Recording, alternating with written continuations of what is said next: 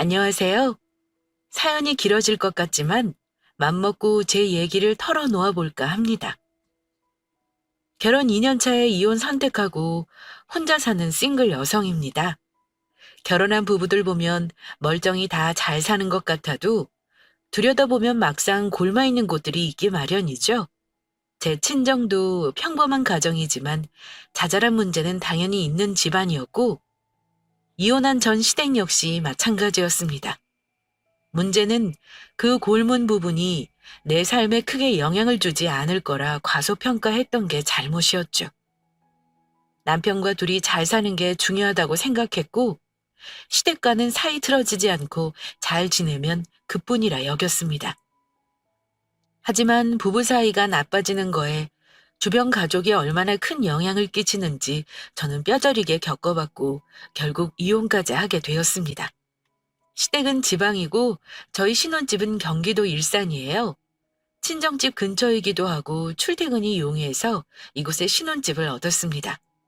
저는 대학 졸업하자마자 무역회사에 취직해서 쭉 직장 생활을 했습니다. 버는 돈은 전부 친정 부모님 드리고 약간의 용돈으로 생활했었는데요. 부모님은 제가 드리는 돈을 한 푼도 안 쓰시고 거의 저금해 주셨습니다.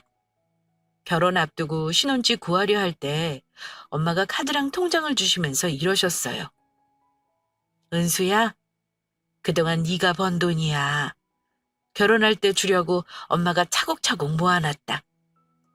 엄마도 참, 이거 다 주지 말고 엄마랑 아빠랑 쓰실 건 놔두시지 그러세요. 네가 번 돈을 어떻게 엄마가 쓰니? 다 이럴 때 쓰려고 모아둔 거야. 그 돈이 얼마나 될까 싶었는데 확인해 보니 3억이 넘더라고요. 신혼집 고민하면서 남편이랑 반반 보태 대출 껴서 아파트 사자 했었는데 남편이 돈이 없어서 일단 전세로 살고 나중에 집 사려고 계획했었거든요. 부모님이 제가 드린 돈을 한 푼도 안 쓰시고 그렇게 모아놓으신 줄은 정말 몰랐습니다. 너무 감사한 일이죠. 그래서 신혼집을 대출 껴서 제 명의로 장만했습니다. 모자라는 부분을 심지어 친정에서 보태주기까지 하셨고요. 그래서 남들보다 조금 나은 상황에서 결혼을 시작했습니다. 물론 혼수나 결혼자금은 3천 정도 들었는데 그건 남편이 부담했습니다. 저보다 드린 돈이 없는데도 남편은 어찌나 돈을 아끼려고 하는지 혼수 장만할 때 싼 걸로 하고 싶어 해서 저랑 많이 다투기도 했습니다. 저는 처음 장만할 때 좋은 거로 하고 싶었는데 남편은 저와 생각이 달랐어요. 나중에 애 낳으면 다 엉망될 텐데 뭐하러 처음부터 좋은 걸 하려고 해? 그냥 적당히 싼 걸로 하자. 우리 이사 다닐 것도 아니잖아. 지금 마음에 드는 걸로 사야 나중에 후회 없다고 주변에서 처음에 좋은 걸로 사래. 나도 이왕이면 처음에 마음에 드는 걸로 장만하고 싶어.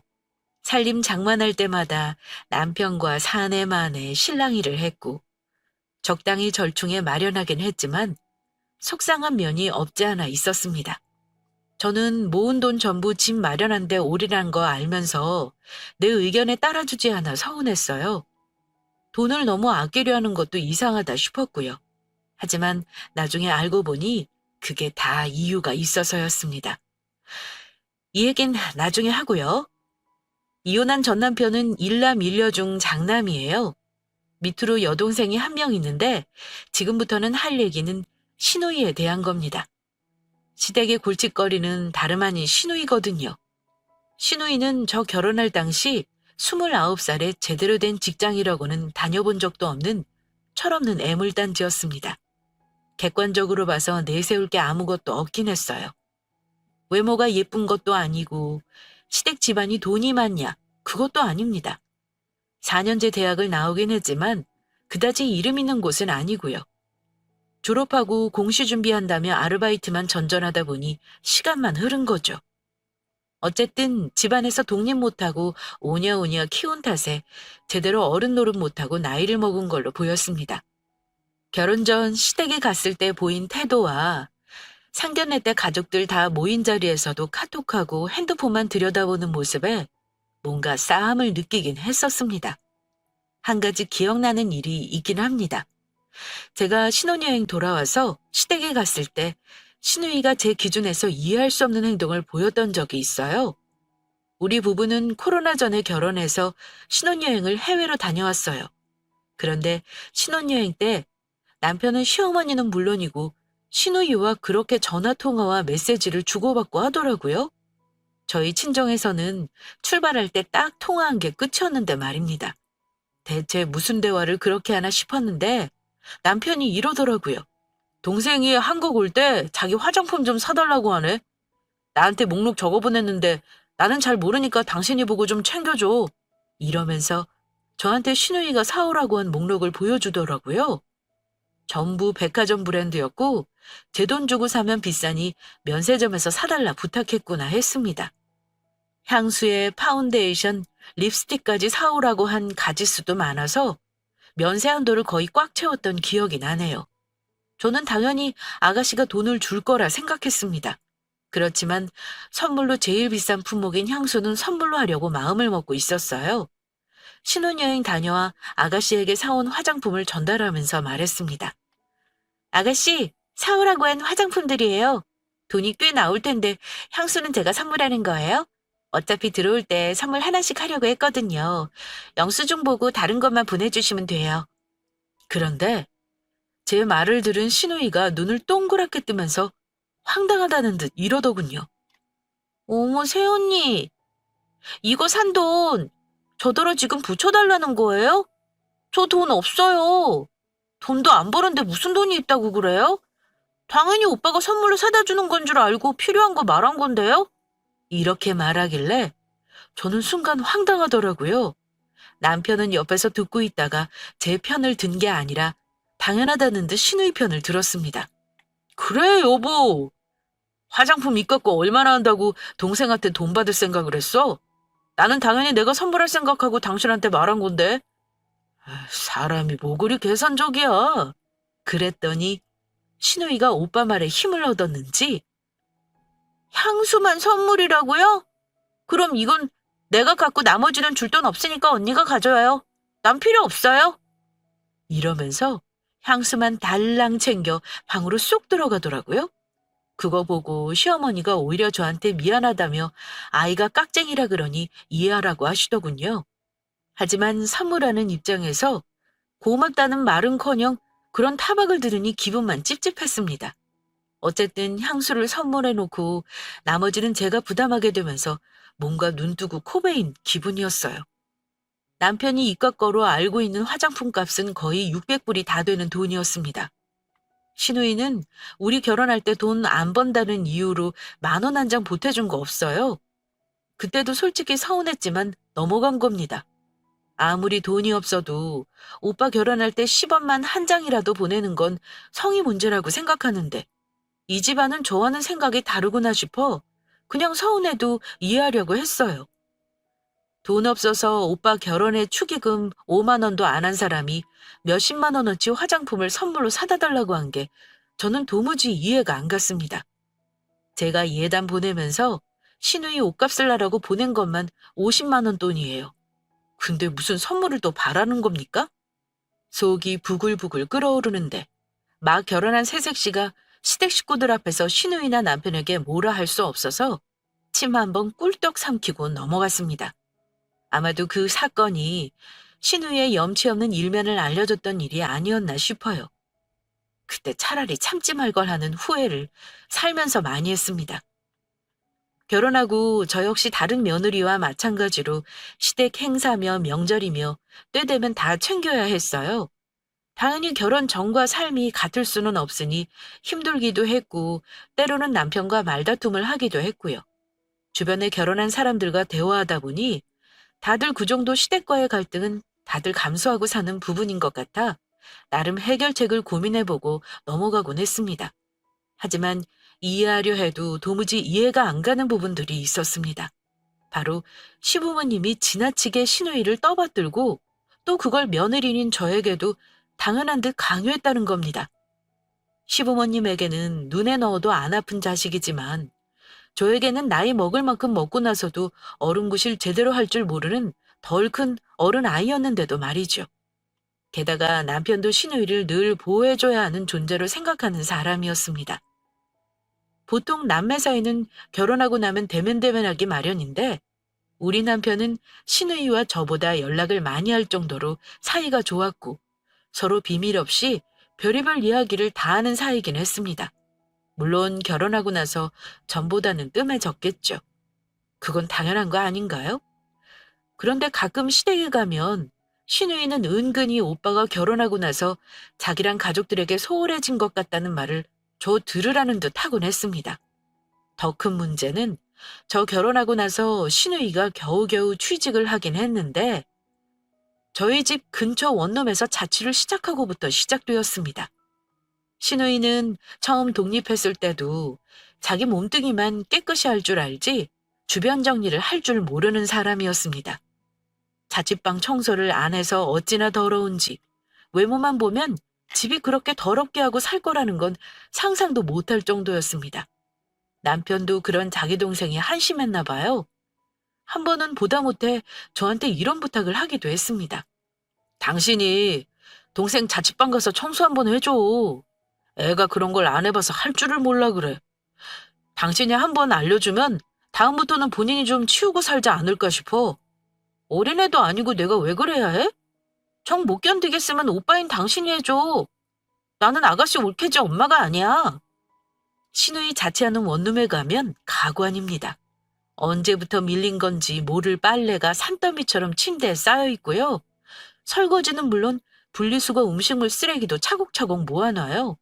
청소도 안 했는지 머리카락과 먼지 때문에 발을 디딜 곳이 없을 정도입니다. 그런 방에서 어찌 잠을 잘까 싶어요. 돈 없으면서 옷이랑 가방은 어디서 그리 사재끼는지 모릅니다. 게다가 직장 생활을 하는 건지 술독에 빠져 사는 건지 신우이는 부지런히 돈 모으고 야무지게 살 생각은 안 하고 노느라 바쁜 사람이었습니다. 남편이 늘 신우이 퇴근 시간을 체크했고 술 마시면 남자친구처럼 데리러 가는 날도 잦았어요. 그러다 처음 신우이 때문에 남편과 말다툼을 한 사건이 생겼었는데요. 신우이가 주말 앞두고 친구랑 신나게 놀다가 밤늦도록 술을 먹었답니다. 친구를 데리고 자취방에 가려고 했지만 거리상으로 우리 집이 더 가까워 어쩔 수 없이 저희 집에 하루 신세를 좀 지겠다고 하더군요. 남편에게 연락이 온 모양이었는데 심지어 남편더러 데리러 오라는 것 같았습니다. 남편은 하룻밤 신세 지는 건데 뭐 어떠냐며 허락을 하더군요. 거기까지는 참았습니다. 술 취해서 오빠네 하룻밤 신세 지겠다는 사람 쫓아낼 수는 없는 거니까요. 남편 저에게 묻지도 않고 허락부터 한 후 저에게 이렇게 말했습니다. 여보, 동생이 우리 집에서 친구랑 하룻밤 잔다는데 괜찮지? 오늘 자고 내일 아침에 일찍 갈 텐데 뭐. 아침밥은 안 먹을 거니까 신경 쓰지 말래. 당신은 그냥 작은 방 이부자리만 봐주면 될 것 같아. 이미 정해놓고 나한테 뭐하러 물어? 아니, 아침밤까지 얻어먹고 갈 심산이었나 봐? 차리지 말라는 거 보니까? 뭐 이미 허락했는데 어쩌겠어. 당신이 가서 아가씨 데려와. 그냥 기분 좋게 자고 가라고 하면 그만이지. 뭘 그리 기분 나쁘게 말을 해. 동생이 오빠 집 와서 하루 자고 갈 수도 있는 거지. 근데 어디서 자라고 해야 하나? 작은 방은 난방이 안 들어가서 추운데 그냥 안방에서 자라고 할까? 이런 식으로 말하길래 저는 상식적으로 이해가 안 가서 한마디를 더 했습니다. 나는 이걸 당연하다고 생각하는 당신이 이해가 안 가.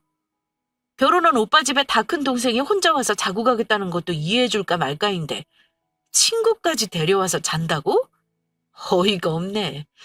솔직히 결혼한 여자 형제 집에 가는 것도 갈까 말까 고민해야 하는 판에 오빠 집에 다 큰 아가씨랑 친구가 와서 자고 가겠다 그래? 진짜 어이없다. 남도 아니고 가족인데 그럴 수 있는 거 아니야? 당신은 동생이 하루 자겠다 그러면 매정하게 내칠 거야? 쉬누이라서 싫은 건 아니고? 솔직히 그때 제 몸 상태가 좋은 것도 아니었어요. 하루 자는 거 동생이 그럴 수도 있지. 나도 친정 식구가 그러면 당연히 너그러울 수 있겠지 하고 좋은 쪽으로 마음을 먹으려 했습니다.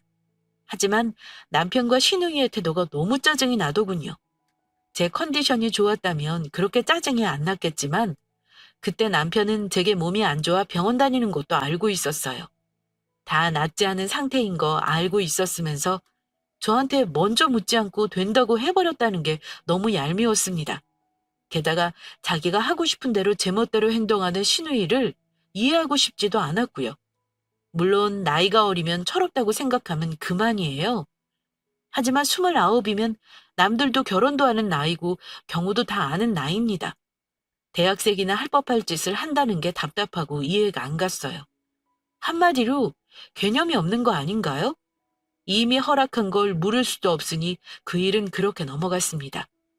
시누이는 시부모님도 그렇고 남편도 그렇고 너무 공주대접 해주고 오냐오냐 잘한 사람이라 자기밖에 모르고 남 배려할 줄 모르는 사람이었습니다. 그런데 시누이는 시부모님과 따로 살면서 다소 방탕하게 지내는 걸로 보였습니다. 여자 혼자 사는 집에 남자고 여자고 어찌나 들락거리는지 남편이 하루가 멀다 하고 동생에게 잔소리하는 거 들으면서 속으로 한심하다 생각한 적 많습니다. 그런데 그런 시누이가 어느 날 갑자기 결혼을 선언했습니다. 같은 회사 동료가 소개해줘서 만났다고 하는데 만난 지 1년도 안 된 것 같은데 결혼하겠다 하더군요. 솔직히 황당했죠.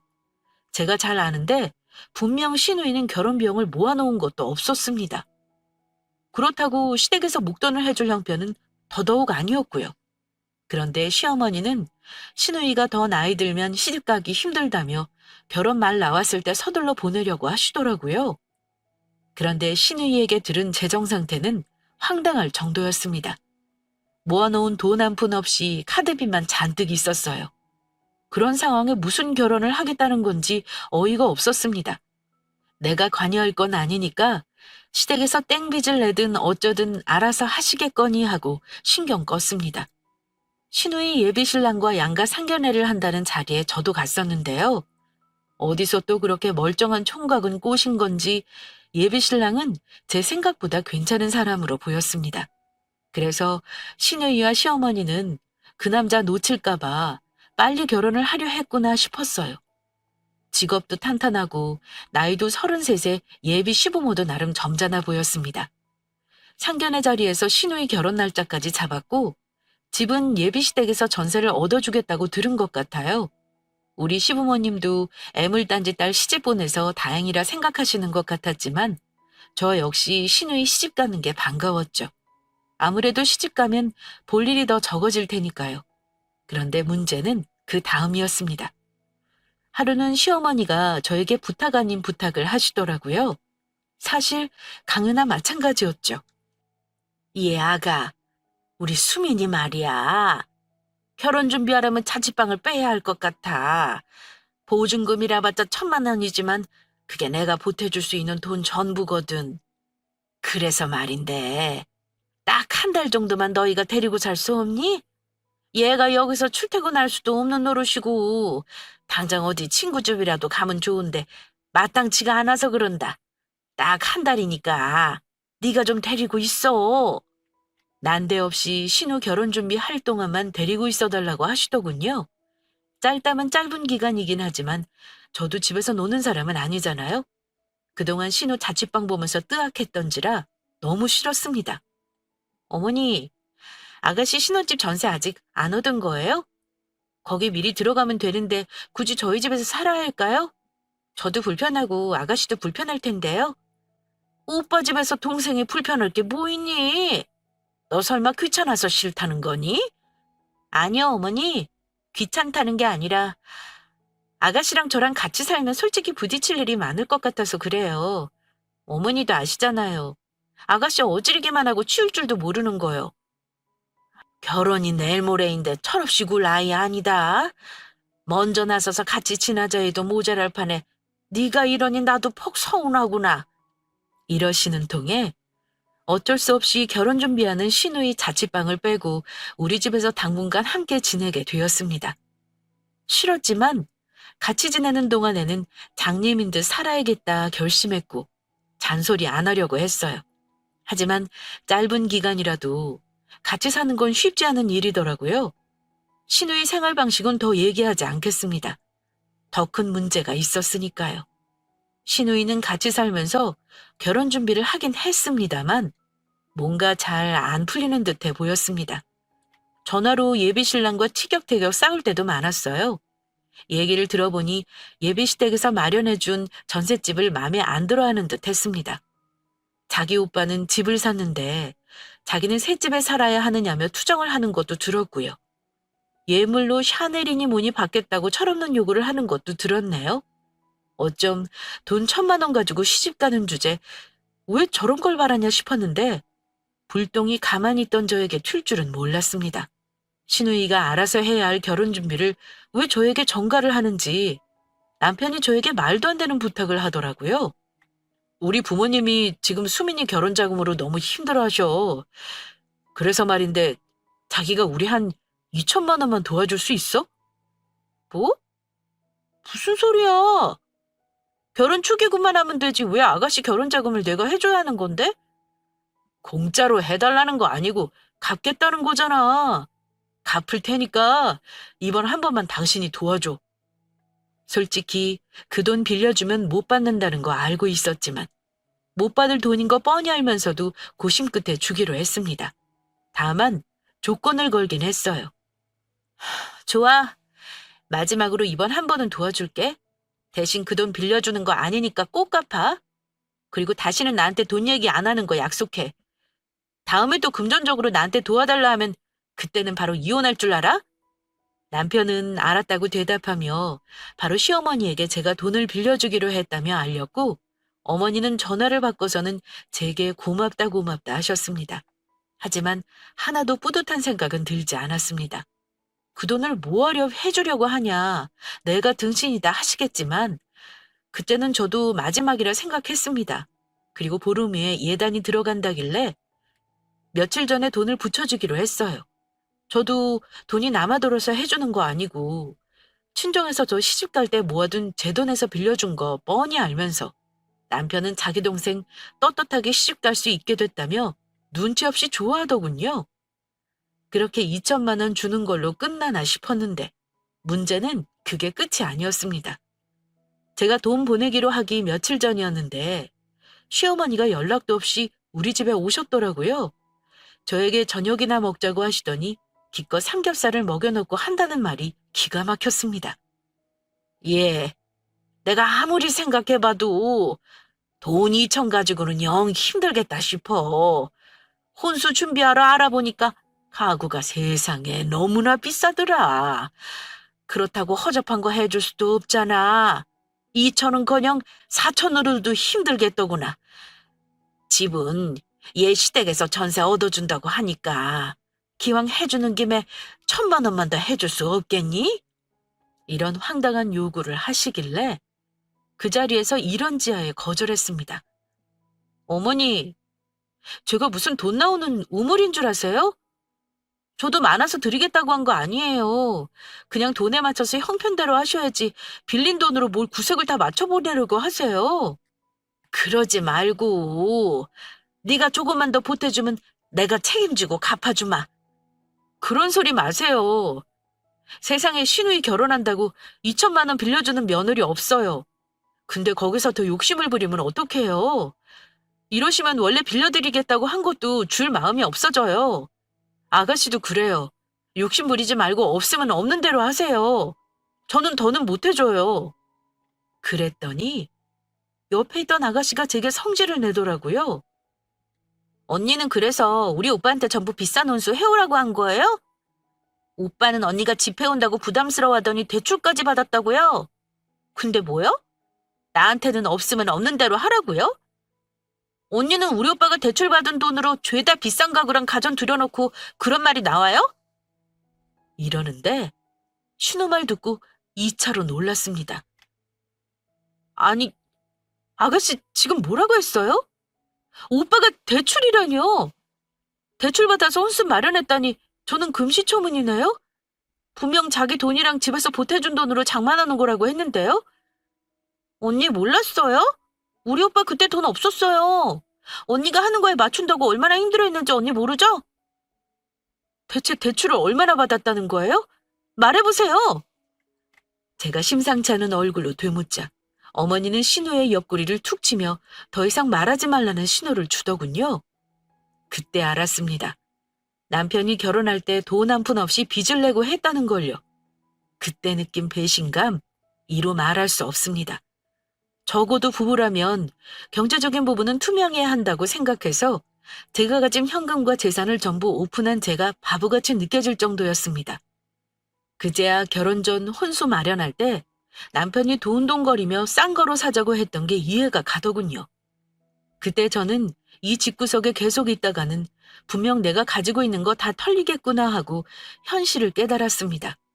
시어머니의 돈 더 해달라는 요구를 거절하면서 저는 기존에 해주기로 한 2천만 원도 다시 생각해봐야겠다 했어요. 못 받을 거 알고 빌려주겠다 한 거지만 그동안 남편이 저 속였다는 거 알고 나서는 호의를 베풀어줄 마음이 싹 사라져 버렸습니다. 그렇게 자리를 박차고 일어났는데 시누이랑 시어머니가 남편을 통해 저를 들들 볶아댔습니다.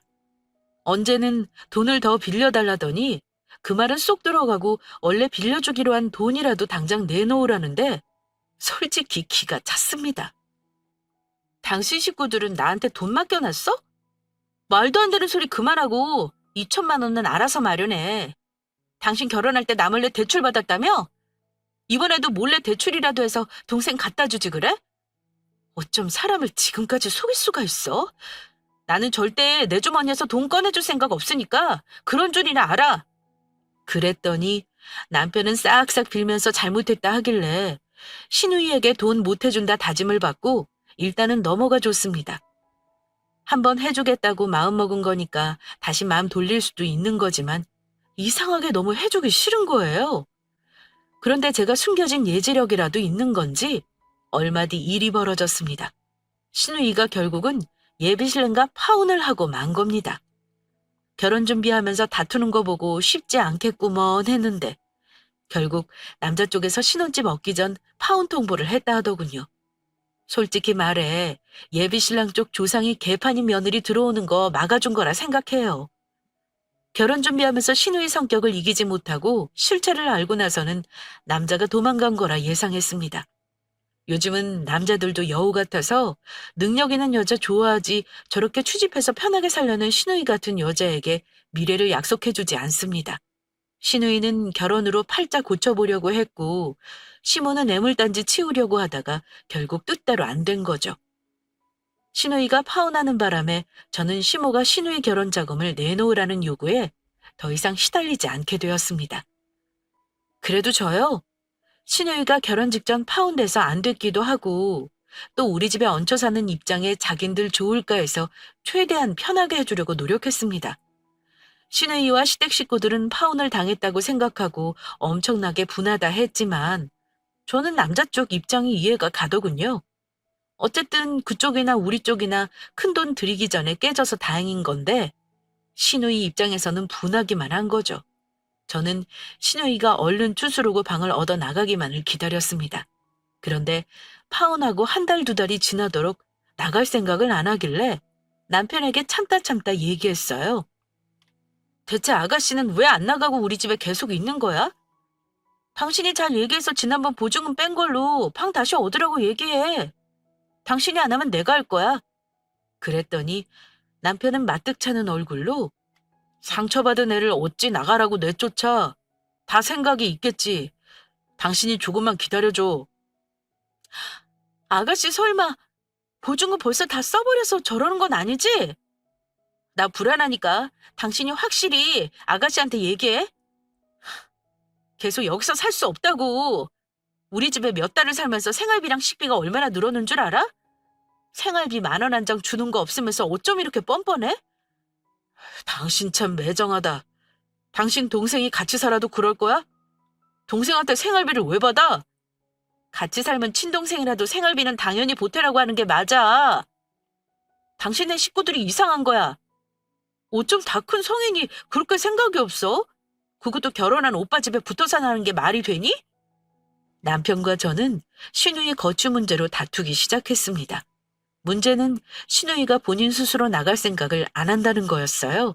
게다가 시어머니는 이상한 소리까지 했습니다. 어차피 나중에 시집갈 텐데 그때까지는 거기서 직장 다니게 하고 네가 데리고 살면 안 되겠니? 그럼 우리 수민이 생활비도 아낄 수 있고 돈도 금방 모을 거 아니냐. 그때까진 네가 사정 좀 봐주렴. 이사 나가려면 또 돈도 들 거고 나가 살면 다 돈이잖니. 하나밖에 없는 올케 언니가 이해 좀 해줘. 이러시길래 저는 펄쩍 뛰며 말했습니다. 어머니, 그건 아니죠.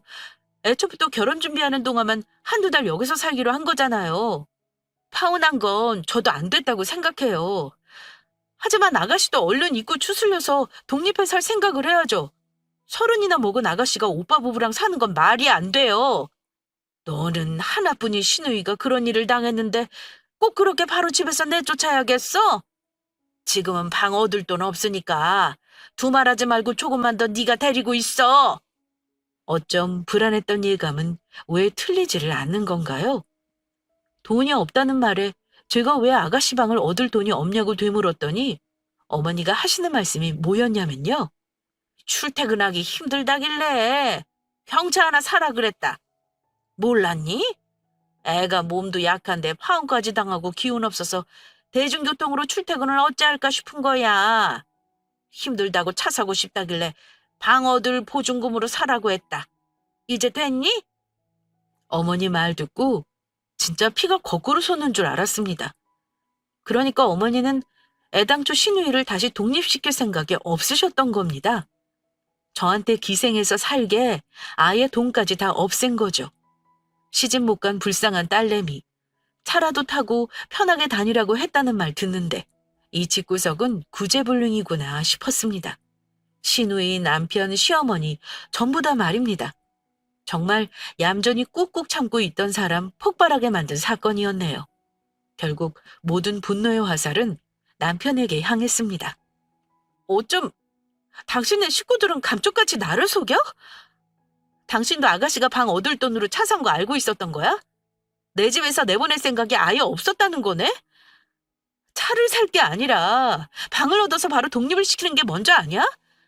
생활비도 해결 못하는 주제에 뭐? 차? 진짜 웃기는 집안이다. 제가 난리를 떨었더니 남편은 처음에는 살살거리며 미안하다는 말을 하더군요. 당신한테 미리 말 못한 건 미안해. 하지만 자기 돈으로 사겠다는 건데 내가 왜 간섭을 해야 해. 이렇게 됐으니까 당분간은 내 동생 우리 집에서 살게 해줘. 어제 동생이 그러더라고. 이번 일로 충격받아서 혼자 있으면 무슨 일 저지를 것 같다잖아. 너무 외로워서 당분간은 우리랑 살고 싶대. 이 남자 완전 모조리 아닌가요? 그 말 듣고 하도 어이가 없어서 저는 언성을 높였습니다. 신우이는 분명 내 집에서 나에게 모든 걸 부담시킨 채 기대어 살며 피를 쪽쪽 빨아먹는 기생충 같은 존재였습니다. 지금 나랑 장난하자는 거야? 아가씨 돈으로 차를 사든 옷을 사든 상관할 바 아니지만 적어도 자기 앞가림은 해야 하는 거 아니야? 당신의 가족이 이렇게 오냐오냐 하니까 아가씨가 저 모양인 거 아니야. 분명 말해두는데 난 아가씨랑 같이 못 살아. 당장 내 집에서 내보내. 남편은 제가 화를 내는 걸 이해하지 못했습니다. 저와는 개념 자체가 달랐어요. 아직 우리 애도 없고 하잖아. 같이 살면 더 재미있을걸? 막말로 당신 시부모 모시는 게 낫겠어? 아님 시누이랑 같이 사는 게 낫겠어? 이런 개소리를 하길래 뭐? 재미? 당신 나랑 이혼하고 싶냐? 저는 너무 화가 나 이혼이란 단어를 먼저 던졌습니다. 이혼이라는 말을 듣고 남편도 얼굴을 정색을 하더니 이러더라고요. 당신은 무슨 말을 그렇게 극단적으로 해? 왜 내 동생 얘기만 나오면 화내고 무조건 안 된다고 펄펄 뛰는 건데? 왜 그러냐 진짜? 지금 당신 식구들 뻘짓거리를 하는데 화 안 나게 생겼어? 내 동생이 우리 집에 와서 같이 살자고 하면 당신은 좋겠어? 그랬더니 남편 놈은 난 상관없는데? 이러면서 얄미운 표정을 짓더군요. 그 얼굴 패고 싶은 걸 간신히 참고 남편에게 말했습니다. 난 상관 있으니까 지금부터 내 말 잘 들어. 딱 일주일 시간 줄 거야. 그 안으로 아가씨 짐 다 정리해서 내 집에서 빼. 내 집에서 기생하는 생활 그 안에 정리 다 안 하면 당신하고도 끝날 거니까 그런 줄 알아. 마지막 경고야. 나랑 정말 이혼이라도 하겠다는 거야? 경고는 무슨? 이깟 일로 무슨 이혼을 해? 장난해? 남편 놈은 누가 갑인 상황인 줄 파악도 못하고 저에게 기세등등하게 큰 소리를 치더군요. 당신은 내가 지금 장난하는 걸로 보여? 그렇게 네 동생이랑 살고 싶냐? 어, 내 동생 불쌍해서 내가 도와줘야 해. 살고 싶어. 당신이 조금만 이해해주면 모두가 행복할 건데 그걸 몰라? 나는 그게 답답해. 그래? 그럼 둘이 살아. 나 빼고. 대신 내 집에서 나가라. 이 집 우리 집 아니고 내 집이야. 당신 돈 한 푼 안 들어간 내 집. 알겠니? 아가씨 집만 빼지 말고 이참에 당신까지 싹 다 빼. 시간 딱 일주일 준다? 그랬더니 남편 낯빛이 바뀌더라고요. 야, 왜 이래? 일단 진정하고 천천히 다시 얘기하자. 진정하고 다시 얘기하자는 말 들으니까 더 열이 받더라고요. 자기가 불리하니까 저런 식으로 태세 전환하는 거잖아요? 진정이고 나발이고 나가서 네 동생이랑 둘이 살라고. 욕 나오네 진짜. 2번 말하게 하지 말고 나가. 내 명이고 우리 집에서 해준 거니까 옷 다 싸서 너랑 아가씨랑 나가. 당신의 식구들 때문에 노이로제 걸리기 일보 직전이야. 그러니까 너 나가. 당신 진짜 말 다 했어? 더하면 욕밖에 안 나오는데 더 해줘? 말 그따위로밖에 못하냐? 우리 엄마 아빠 동생 다 불러서 내일 짐 붙여버리기 전에 알아서 판단해. 난 분명히 기회 줬다. 그동안 밥 차려주면 자기 처먹은 밥그릇 싱크대에 넣는 것도 못하는 신우이 생각하니 더 열받았고 진짜 지긋지긋해서 끝내고 싶었습니다. 그래서 남편과 신우이 그 길로 내 집에서 내보내버렸습니다. 저는 시어머니에게 연락해 마지막으로 말했습니다. 어머니도 가정 파탄의 원인이 신우와 남편 때문이라는 건 알아야 하니까요. 어머니가 내 남편이랑 아가씨랑 꼭 같이 살았으면 하는 것 같아서 대충 짐 싸서 어머니 댁으로 보낼게요. 우리 친정 부모님이 그러시네요. 남편이 동생이랑 너무 살고 싶어 하니까 보내는 건 맞는데 딸 편하게 살라고 해준 집은 들이지 말라고 해서요. 둘 다 내보냈으니까 잘 데리고 살아보세요. 어머니는 제가 이혼하겠다는 거 알고는 그제야 미안하다 하시며 사정사정하고 하셨지만 이미 제 마음은 짜게 식어버린 후였고요. 지금이야 위기 모면하라고 저런다지만 같이 살면 결코 이번 일이 마지막 일이 아닐 게 뻔했습니다. 나중에는 시부모까지 나서서 난리 나겠죠. 결국 저만 나쁜 사람 만들 거고요. 제정신 아닌 시누이, 제정신 아닌 남편. 이런 사람들이 저 하나 병신 만들어가는 건 일도 아닐 거란 생각이 들었습니다. 정신적으로 나를 나쁜 년 만들고 저는 자신도 모르게 위축되고 점점 그 집 식구들 가스라이팅에 지배받다가 하라는 대로 제 돈 털리고 결국 집까지 빼앗길 수도 있는 상황이 올 수도 있는 거죠. 과대망상이 아니라 정말 그런 일이 생길 수도 있는 거 아닌가요? 실제로 그런 여자들 많아요. 똑똑하던 여자도 결혼하고 나서 거지 같은 시댁 때문에 감정적으로 위축되고 정서적으로 학대받으면 그렇게 되는 겁니다. 결국 저는 남편과 협의 이혼했습니다. 소송도 생각했지만 그 집안이랑 하루라도 빨리 인연 끊고 싶어 남편 놈 설득해 겨우 협의 이혼했어요. 물론 서로 나눈 재산은 없습니다. 그나마 저는 집과 현금이라도 지켰지만 남편은 뭐 결혼할 때 진 빚 가지고 이혼한 셈이고요. 제가 대출받으라고 한 거 아니니까 그건 남편이 책임져야 하는 게 맞죠. 이제 이혼한 지 2년 정도 지나니까 남 얘기하듯 하는 날도 오네요.